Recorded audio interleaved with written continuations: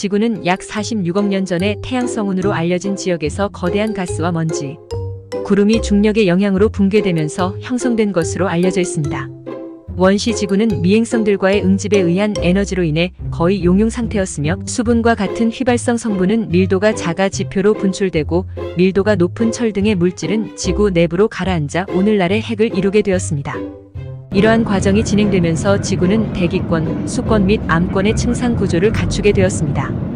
최근 연구에 따르면 지구가 현재까지 유지될 수 있었던 것은 우리 은하 내 안전지대에 위치해 있었기 때문이며 이러한 결과는 향후 지구와 유사한 행성을 찾는 데에도 큰 도움이 될 것으로 기대됩니다. 지구에서 물이 생성되는 원리는 아직 명확하게 밝혀지지 않았지만 다음과 같은 가설들이 제시되고 있습니다. 순환설. 지구 외부에서 해성과 운석 등을 통해 물이 유입되었다는 설입니다. 용암설. 지구 내부에서 용암이 식으면서 물이 생성되었다는 설입니다. 화학 반응설. 지구 내부에서 화학 반응을 통해 물이 생성되었다는 설입니다. 현재까지는 순환설이 가장 유력한 가설로 받아들여지고 있지만 여전히 많은 연구와 탐사가 필요한 분야입니다. 지구에서 생명체가 처음 생성된 원리에 대해서는 여러 가설이 존재하지만 현재까지 가장 널리 알려진 것은 자연 발생설입니다. 이는 지구 탄생 초기 바닷속에서 화학 반응을 통해 간단한 유기물이 생성되고 이것이 점차 복잡한 형태로 발전하여 생명체가 탄생했다는 가설입니다. 최근에는 소행성 류구에서 지구 생명체를 구성하는 핵심 물질인 우라실이 발견되어 지구 생명체의 외계 기원설에 힘이 실리고 있습니다. 이는 지구 생명체가 외계에서 유래했을 가능성을 시사하는 것으로 앞으로의 연구를 통해 더욱 자세한 내용이 밝혀질 것으로 기대됩니다. 지구에서 생명체의 진화가 이루어진 순서는 다음과 같습니다. 캄브리아기. 다양한 종류의 생물 화석이 대량으로 발견되었으며 삼엽충이 대표적인 생물입니다. 구생대. 껍데기와 골격을 가진 생물들이 많이 등장했으며 척추동물과 어류가 발달하기 시작했습니다. 중생대. 파충류가 발달하기 시작했으며 공룡이 대표적인 생물입니다. 신생대. 포유류가 발달하기 시작했으며 인류의 조상인 오스트랄로피테쿠스가 등장했습니다. 이후 인류는 계속해서 진화하여 현재에 이르렀습니다. 이는 현재까지 밝혀진 내용이며 추가적인 연구를 통해 수정될 수 있습니다. 인류의 최초의 출현 시기는 정확하게 밝혀지지 않았습니다. 그러나 과학자들은 약 400만 년 전부터 지구상에 살았던 것으로 추정하고 있습니다. 가장 오래된 인류 화석은 남아프리카 공화국에서 발견된 루시라는 이름의 화석으로 약 360만 년 전에 살았던 것으로 추정됩니다.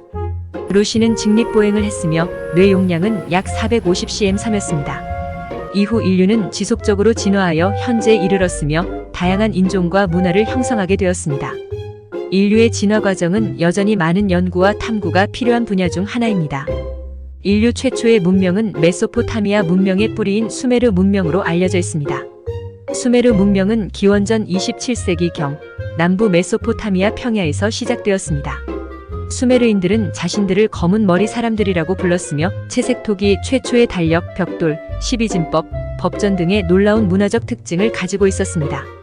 또한 수메르 문명은 최초로 문자를 사용한 기록과 서령 문자로 법전을 펴냈으며 인류 최고의 서사시라고 여겨지는 길가메시 서사시 역시 이 서령 문자로 기록되었습니다. 길가메시 서사시는 메소포타미아 문명에서 전해지는 서사시로 고대 바빌로니아의 영웅 길가메시의 일대기를 다루고 있습니다.